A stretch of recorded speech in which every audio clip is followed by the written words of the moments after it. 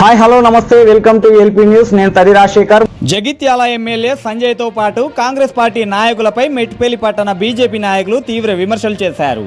Nizamabad MP Dharmapuri అరవింద్పై విమర్శలు చేయడం సిగ్గుచేటని అన్నారు. సీఎం రేవంత్ రెడ్డి తెలంగాణ అభివృద్ధిని పక్కన పెట్టి రాహుల్ గాంధీని ప్రధాని చేయడంపైనే దృష్టి పెట్టారని విమర్శించారు. కాంగ్రెస్ ప్రభుత్వం వచ్చినప్పటి నుంచి అన్ని వర్గాల ప్రజలు ఇబ్బందులు పడుతున్నారని, ఉద్యోగులకు జీతాలు ఇవ్వలేని పరిస్థితి ఉందన్నారు. జగిత్యాలలో కేంద్ర విశ్వవిద్యాలయం కోసం భూమి కేటాయింపుపై కూడా కాంగ్రెస్ ప్రభుత్వం రాజకీయాలు చేస్తుందని మండిపడ్డారు. నిన్నటి రోజు మా అరవింద్ ధర్మపురి గారి దిష్టిబొమ్మ దహనం గురించి ఈరోజు మేము ప్రెస్ మీట్లో పెట్టి ఖండిస్తున్నాము. అరవింద్ ధర్మపురి గారు చేసిన వ్యాఖ్యల గురించి ఆయన సొంతానికి ఏం చేయలేదు, తన ఫామ్ హౌస్ కట్టుకోవడానికి మీ ప్రభుత్వ భూమి విలువైన భూమిని అడగలేదు. అన్ని పార్టీలు సమయానుకూలంగా స్పందించి ఏదైతే కేంద్రీయ విద్యాలయం ఉన్నదో ఆ స్థలం కేటాయిస్తే మీ పిల్లలు చదువుకుంటారు, అందరి పిల్లలు చదువుకుంటారు, గవర్నమెంట్ ఉద్యోగుల పిల్లలు చదువుకుంటారు. కేంద్రీయ విద్యాలయం అన్నది ఒక సెంటర్ సిలబస్ సంబంధించిన పెద్ద స్కూల్. అది దేశంలో 1560 స్కూళ్ళు ఉన్నాయి. మొన్నటి అక్టోబర్ 2000 లాస్ట్ ఇయర్ అక్టోబర్లో కేటాయించిన మన స్కూల్ కొరకు ఇంతవరకు ఒక అకాడమిక్ ఇయర్ ఫెయిల్ అయింది. ఇంకో అకాడమిక్ ఇయర్ ఫెయిల్ కావద్దని చెప్పేసి తన ఆవేదనను ఆ రకంగా వెలిబుచ్చిన దానికి మీరు భూమి ఏదైతే ఉన్నదో ఆయన అడిగిన 5 ఎకరాల భూమిని కేటాయించడము తప్పించి దానిను ఆయన మాటల్ని వక్రీకరించి అదేదో ఆయన విమర్శించినట్టు ఆయన బొమ్మను దహనం చేసేసి ఇలాంటి ప్రత్యేకమైన దాడులకు పాల్పడము కరెక్ట్ కాదు.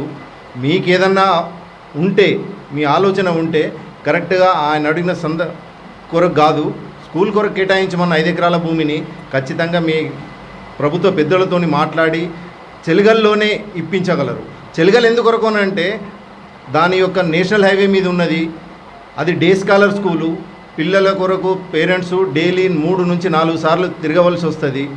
దాని కొరకని అందరికీ అందుబాటులో ఉంటుందని చెప్పేసి ఆయన అడుగుతుంది. అదేదో విలువైన భూమి ఇంకెక్కడో కేటాయిస్తామని ఆ స్థానిక ఎమ్మెల్యే గారు అనడము అది కరెక్ట్ కాదు.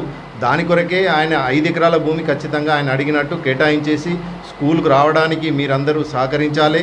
ఆ భూమి ఏదైతే ఇస్తారో అది ఇచ్చినాక స్కూల్ వస్తుంది. స్కూల్ వచ్చినాక ఇంకెందుకు విమర్శలు? అందులో అన్ని వర్గాల పిల్లలు, గవర్నమెంట్ జాబ్ పిల్లలు, తర్వాత సెంట్రల్ గవర్నమెంట్ జాబ్ పిల్లలు, మిగిలిన సీట్లన్నీ లోకల్ వాళ్లకు, వ్యాపారస్తుల పిల్లల కొరకు, ఏదైనా పారిశ్రామికవేత్తల పిల్లల కొరకు అందులో సీట్లు ఉంటాయి. అది చాలా సెంట్రల్ సిలబస్ స్కూలు, చాలా మంచి స్కూలు. దాని కొరకు ఇప్పుడు 52 స్కూళ్ళు మన అక్టోబర్లో కేటాయించిన దానికి 5200 సుమారు బడ్జెట్ కేటాయించి పెట్టింది సెంట్రల్ గవర్నమెంట్. అంత పెద్ద స్కూల్ని రాకుండా 2 ఎకరాలు ఇస్తాము, ఎకరం ఇస్తాము, విలువైన భూమి ఇయ్యము. పిల్లల కొరకే కదా, విలువైన పిల్లలు తయారవుతారు. మీరు విలువైన భూమి ఇస్తే హైవే మీద ఉన్నది, అది ఖచ్చితంగా పిల్లల కొరకు మీరు కేటాయించాలి. ఆయన స్వార్థం కొరకు అడిగింది కాదు. ఆయన దీని కొరకని ప్రాధాయపడుతుండు. అందరి గవర్నమెంట్ మీకు చెప్తున్నాడు, ఖచ్చితంగా ఇవ్వమని డిమాండ్ చేస్తున్నాడు. ఆ డిమాండ్ను మీరు ఖచ్చితంగా నెరవేర్చాలి.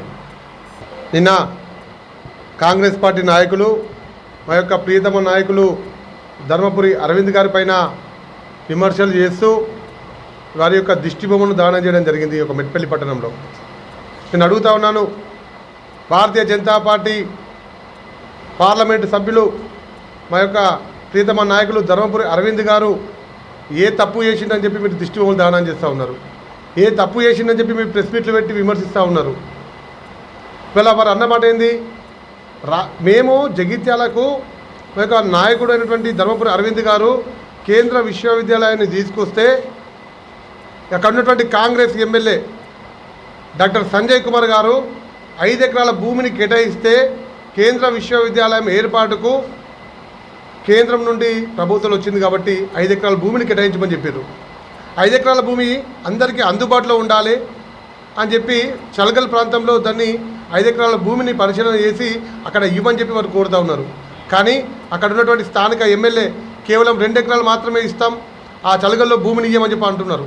నేను అడుగుతా ఉన్నాను, ప్రభుత్వ భూమి ఇవ్వడానికి నీకు ఎందుకు మనసు పట్టలేదు? నీ సొంత భూమా? మీ తాతలు ఎంపైచిన భూమిని అడుగుతున్నామా? మీ అయ్య ఎంపైచిన భూములను అడుగుతున్నామా? ప్రభుత్వ భూమిని ప్రభుత్వ పాఠశాలకు ఇవ్వని చెప్పంటే మీరు ఇవాళ ఎందుకు నిర్లక్ష్యం చేస్తూ ఉన్నారు? గత సంవత్సరం మంజూరైనటువంటి కేంద్ర విశ్వవిద్యాలయం ఒక 1 ఇయర్ ఇప్పటికే లాస్ అయిపోయింది.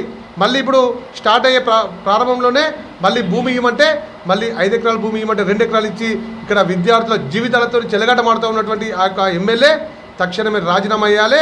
ఆ యొక్క జగిత్యాల ప్రజలకు కూడా సమాధానం చెప్పాలి ఎందుకు ఇస్తలేవో అని చెప్పి. ఇవాళ కాంగ్రెస్ పార్టీ నాయకులు ప్రెస్ మీట్ పెట్టి విమర్శిస్తూ ఉన్నారు. రేవంత్ రెడ్డిని 2029లో ప్రధానమంత్రి చేయాలని చెప్పి. రాహుల్ గాంధీకి ఏం తెలుసు? రాహుల్ గాంధీకి ఆయన దేశం గురించి తెలుసు తప్ప ఈ దేశం గురించి తెలియదు. అటువంటి వ్యక్తికి దేశ ప్రధాని చేయాలి, అందుకే రేవంత్ రెడ్డిని రాష్ట్ర ముఖ్యమంత్రిగా మేము గెలిపించుకున్నామని చెప్పి అంటున్నారు. రాష్ట్ర ముఖ్యమంత్రిగా రేవంత్ రెడ్డి రాహుల్ కోసమో ముఖ్యమంత్రి చేయలే.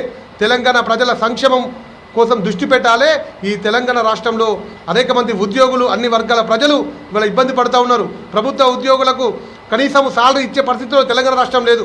కేంద్ర ప్రభుత్వం ద్వారానే ఈ యొక్క తెలంగాణ రాష్ట్రం ప్రభుత్వం నడుస్తూ ఉన్నది. కేంద్ర ప్రభుత్వ నిధుల ద్వారానే ఈ తెలంగాణ డెవలప్మెంట్ అవుతూ ఉన్నది.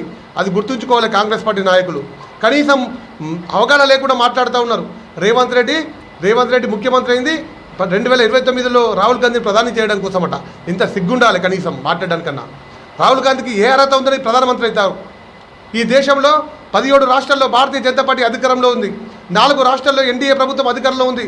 మొత్తం 21 రాష్ట్రాల్లో ఎన్డీఏ ప్రభుత్వం భారతీయ జనతా పార్టీ అధికారంలో ఉంది. కాంగ్రెస్ పార్టీ ఎక్కడుంది చెప్పండి? కాంగ్రెస్ పార్టీ ఈ దేశంలో భూస్థాపితమవుతూ ఉంటే ఉన్నటువంటి కాంగ్రెస్ నాయకులు అంటూ ఉన్నారు ప్రధానమంత్రిగా రాహుల్ గాంధీని చేయాలని చెప్పి. కనీసం అవగాహన లేకుండా మాట్లాడుతూ ఉన్నారు. ఇవాళ అభివృద్ధి విషయంలో మా యొక్క ప్రియతమ నాయకుడు ధర్మపురి అరవింద్ గారిని ఆదర్శంగా తీసుకోండి మీరు అందరూ కూడా. ఇవాళ అడుగుతా ఉన్నారు, రైతులకు ఇచ్చిన హామీ పసుపు బోర్డును నెరవేర్చినటువంటి ఘనత మా ధర్మపురి అరవింద్ గారిది. ఈ యొక్క నిజామాబాద్ పార్లమెంటులో ఏ గల్లీకి పోయినా, ఏ ఊరికి పోయినా, ఏ రైతులను అడిగినా, ఏ ఓటర్లను అడిగినా, ఎవరిని అడిగినా కూడా ఈ యొక్క పార్లమెంట్ లోపల ధర్మపురి అరవింద్ గారి యొక్క నిధుల నుండే ఈ యొక్క నిజామాబాద్ పార్లమెంట్ అభివృద్ధి జరుగుతున్న విషయాన్ని గుర్తుపెట్టుకోండి. అంతేగాని పని చేసిన మీద ఏడిపోయింది. కాంగ్రెస్ వాళ్ళకి ఏం పని ఉండదు.